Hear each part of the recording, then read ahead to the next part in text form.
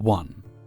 So here's the deal. My mom's a kindergarten teacher who's never touched drugs, alcohol, or anything. Ever. Then her boyfriend got her into smoking weed. Yeah, hilarious, right? The saint of ABCs and snack time is suddenly a stoner. Yesterday, while she was at work, her boyfriend asked me to drive him to his vape shop. His car was in the shop.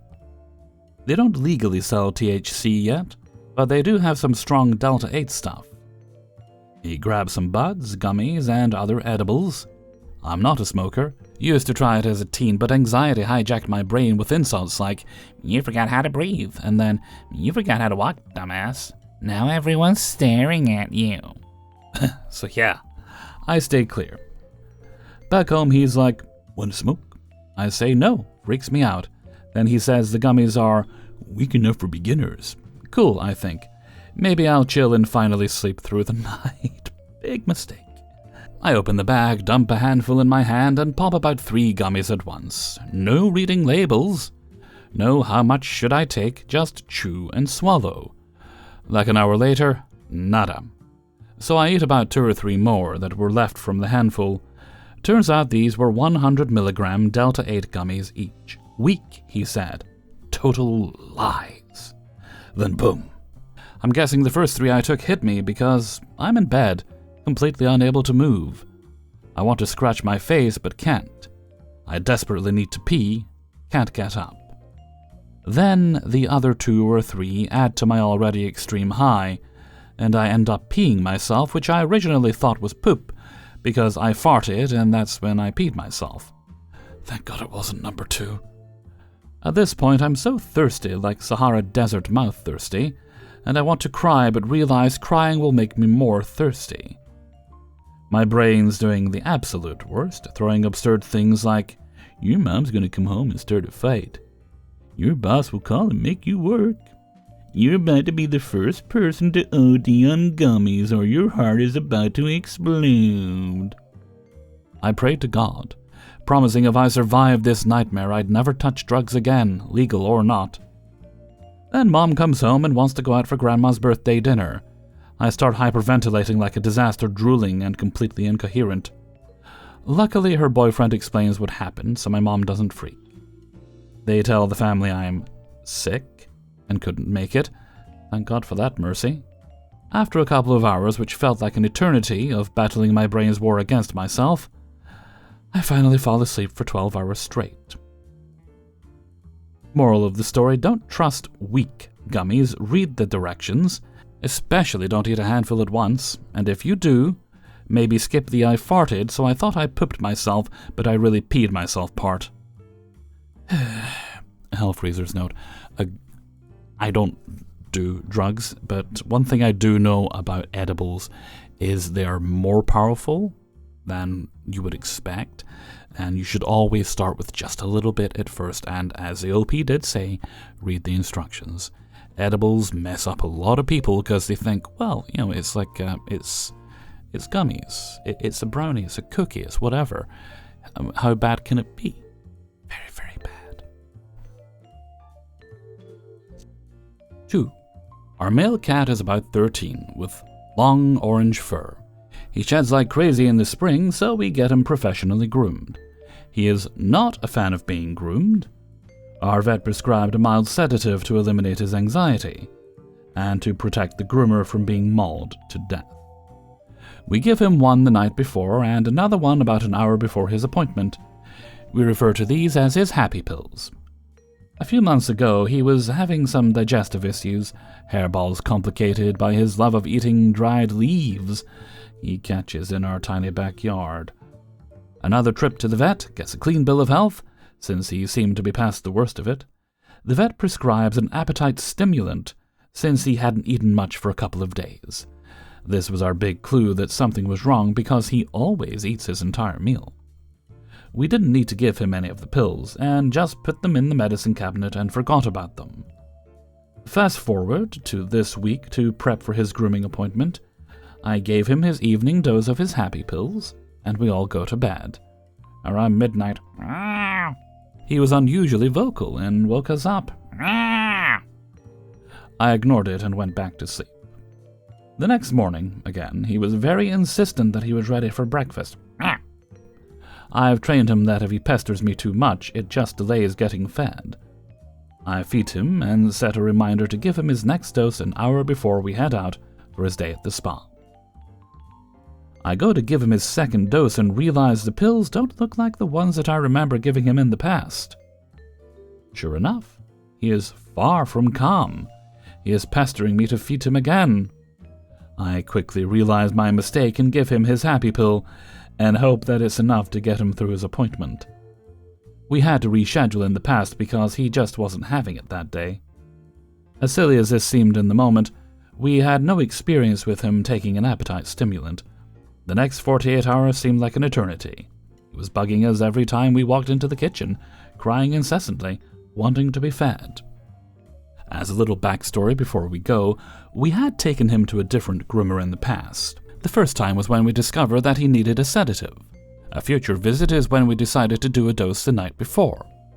The last time there was a complete failure. We walked in the door and he freaked out even with the 2 doses. We had to leave and reschedule. On advice from our vet, we doubled the dose the hour before the appointment, and he still freaked out so bad we had to cancel. Bottom line, this cat really needs a sedative to get groomed.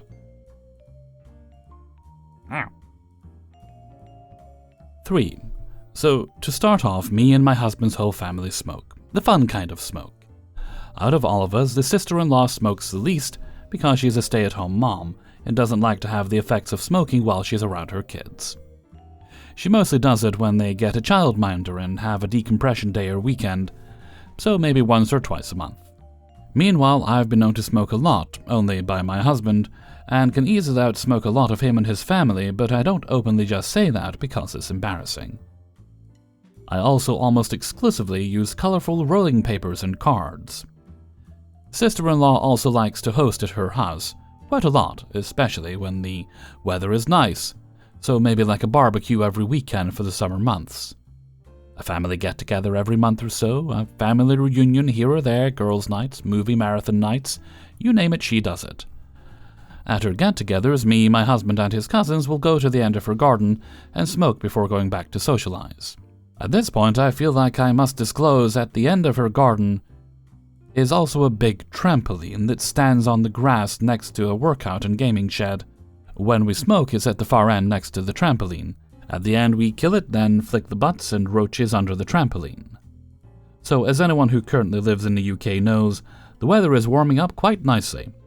So sister-in-law is once again hosting barbecues, but she wanted to do a little garden cleanup before hosting one, so me and hubby go round on the weekend to help. Sister-in-law and I are just going over the flower beds and pulling up weeds, getting wine drunk while hubby and brother-in-law are mowing the grass, moving the benches around, moving the barbecue and smoke drum, and then finally the trampoline.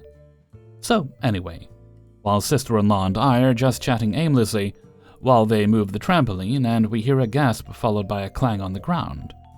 We look back and see my husband on all fours looking like he was struggling to breathe. So we run over, and this MF is laughing his butt off. I look at my brother-in-law, and he's just chuckling to himself while shaking his head and pointing at where the trampoline used to be.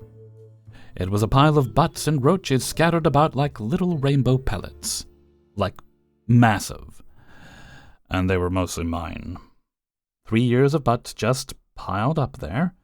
Sister-in-law almost looks mortified, but she's laughing a bit as well, because she knew they were all mine. Everyone does. My brother-in-law, in the midst of all of it, let out a class line, "How are you smoking more than me in my own house?" My husband starts laughing all over again. In the car ride over, I'd been saying how good I've been with smoking, and how I probably couldn't smoke anyone under the table anymore. Now they're laughing, and mock-carbon dating my butts as we clean them up. What's worse is that someone at my mother-in-law's came over and sister-in-law showed her the butts in the bag. We filled 2 Tesco bags. She just looks at it and says, "Jesus, Vantage, you smoke like a chimney." Now she's laughing along. By the end of the day, my in-laws had now dubbed me Thomas the Tank Engine, and I have a feeling I'm not going to live it down for a while. 4. This happened earlier this week, and it still plays on a loop in my head every time I try to sleep. I met someone online about a month ago. We had a surprisingly easy connection, a lot of shared interests, similar sense of humor, and a way of texting that didn't feel like a chore. After a few weeks of back and forth, we made plans to meet in person. She picked the movie, I picked the restaurant, and we decided to just see where the night took us. The date couldn't have gone better. The movie was solid, the conversation flowed, and the chemistry was definitely there. At dinner, we sat close without even thinking about it. It felt natural, and in a way I hadn't felt in a long time. Afterward, she invited me back to her place, and I did my best not to overthink things. Her place was cozy and tastefully decorated, the kind of apartment that makes you instantly feel underdressed, even if you're technically not. We had a couple of drinks, sat on the couch, and the atmosphere shifted in the way it does when you both know what's about to happen without needing to say it. Things escalated, in a good way. It felt right, not rushed. The kind of rare connection that actually lives up to the anticipation you've been building up in your head for weeks. Everything was falling into place. Then, at the exact wrong moment, my phone, which was still in my jacket across the room, erupted with an aggressively loud, chaotic remix of the Dug-a-Doo from Doctor Who. Dug-a-doo, dug-a-doo, dug-a-dug-a-dug-a-doo, dug-a-doo, dug-a-doo, dug-a-dug-a-doo. I downloaded it the week before. It was this ridiculous TikTok remix of Dug-a-Doo that had gone viral in the fandom. I thought it was hilarious, absurd, catchy, and completely unhinged. I made it my ringtone as a joke. It was funny at the time, I forgot all about it. Until that moment. She pulled back. Everything stopped. The atmosphere vanished in a split second, like someone had flipped a switch. I scrambled over to kill the sound, but the damage was done. We both kind of reset, like trying to remember what you were just doing after someone walks in on you. We sat around for a while after that, talking about random things, but the mood never really came back. Eventually I got my jacket, thanked her for the night, and headed home. She's still texting me, so it's not like the connection's gone, but I definitely killed the momentum. Pretty sure I'll be hearing Dug-a-Doo in my nightmares for the next few weeks. Lesson learned, never let your fandom obsession get between you and a real-life moment. And always, always put your phone on silent. Elfreezer's note, if it does work out, you do have to, however, play that song at your wedding. Maybe it's the first dance. And if anyone's curious, do look up the Dug-a-Doo song. Any variation of that is going to be a mood killer, even if you're the biggest nerd in the world. 5. This happened in the summer when I was 16. I'm 37 now. At that time, I had a tendency to sleep in late. I wasn't a partier or a drinker, but I would stay up late watching TV. I would usually turn in around 1:30 after Conan. I woke up around 10 or so, and for whatever reason I decided I wanted some chocolate sauce. To drink? To just snack on?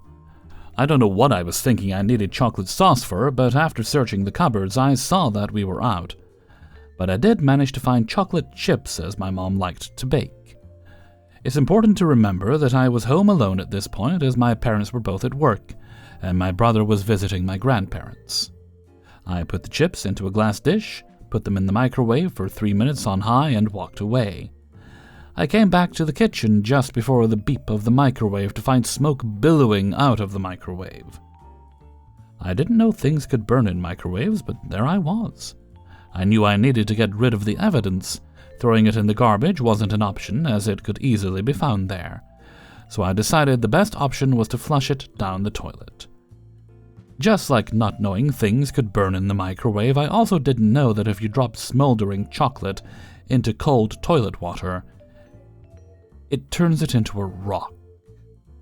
I flushed the toilet, thinking my problems were over. Huzzah! Well, the toilet clogged. No problem, I know what to do, I'll just use the plunger, I thought. After 3 or 4 unsuccessful attempts to unclog the toilet with the plunger, I had no choice but to resort to other methods. I couldn't see the chocolate chips, but I could feel them.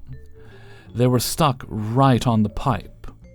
I got a butter knife from the kitchen and tried to break them all up. I remember saying out loud, "Just go down the pipe, either come up or go down." I tried a few other things, sharper knives, needle-nosed pliers, literally any sharp object I could find. Nothing worked.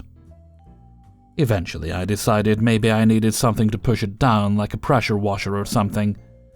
We didn't have a pressure washer, but maybe the garden hose would do the trick. Luckily the hose was right below the bathroom window. However, we lived in a raised bungalow and the bathroom window was too high to get the hose through. So I had it going up into my brother's room, out into the hall and into the bathroom. We had one of those heads on the hose with different settings. I set it to the highest pressure setting possible and let it rip. I must have flooded the toilet 6 times. This thing did not budge. I wish there was a better ending, but I called my mom at work in a panic, thinking we would have to spend money on a plumber. Thankfully, my grandfather came round with his plumber's snake, and with much difficulty got the toilet unclogged. Hey everybody, Hellfreezer here, and thank you very much for listening to Embarrassing Stories, episode 119. And thank you very much to everybody who allowed me to use their stories in this video. Before you go, please do like the video if you'd be so kind, and consider subscribing if you haven't already done so. If you'd like to support the channel, you can do that by signing up for my Patreon page. There's a link for you in the description. You go there, take a look. As little as $1 a month is super helpful. You have the option of contributing more if you wish. It's all very much appreciated. And in thanks for that, you get early access to all the videos, regardless of how much you choose to support, all at once on the Monday. There is also a link in the description to my merchandise store on Teespring. Right, that's the business out of the way, so let's move on to Hellfreezer's question of the day. And today's question is, we'll keep it cooking related in relation to the last story. Have you ever had a cooking mishap that's turned out rather well? I have. A few weeks back I tried to make cookies, and I completely got the ratios all wrong, and I didn't want to throw the mix out, so I ended up thinking, okay, let's see what I can do to salvage it. So I added a few more things. I threw some self-raising flour in there as well, and I ended up coming out with something that was the size and shape of a cookie, the consistency of a scone, but it tasted like a cupcake. They were very nice, and I wish I could remember exactly what I used ratio-wise to get it that way. And they had chocolate chips, I know, which was really yummy. But at least it meant I didn't waste all those ingredients. I have attempted to make cookies since then, and I remembered I actually had measuring cups. I was going to wait until I got a scale so I could get the ingredients exact, but I remembered I had measuring cups for like the American sizes, because we don't really use those in the UK. But I picked some up. My brain was like, didn't you pick some up in a store a few years back? Aren't they in a drawer in the kitchen? And they were, and I must have lost one. Or maybe it's in there somewhere and I just can't find it. But I'm sure there should be like a 1-cup one that's not there. But I have a half, a third, and a quarter, which is all I need to be getting on with. So I used those to measure out my ingredients this time, and they turned out perfectly, even although I forgot to add the egg in, which was listed in the ingredients. They were still very yummy, and they all got numbed up, and I'm going to make them again tonight. This time I'll put the egg in, and I'm considering also adding a little bit of desiccated coconut for extra yumminess. So let me know about some of your pleasant kitchen mishaps in a description below. And before we go, let's take a look at the answer of the day from a previous video. And this one came from Embarrassing Stories 118. The question was, have you ever been tempted to buy like a cotton candy or a slush machine, that sort of thing? The kind of thing you get at a carnival for use at home, because they make smaller ones you can use at home. And today's answer comes from, let me see.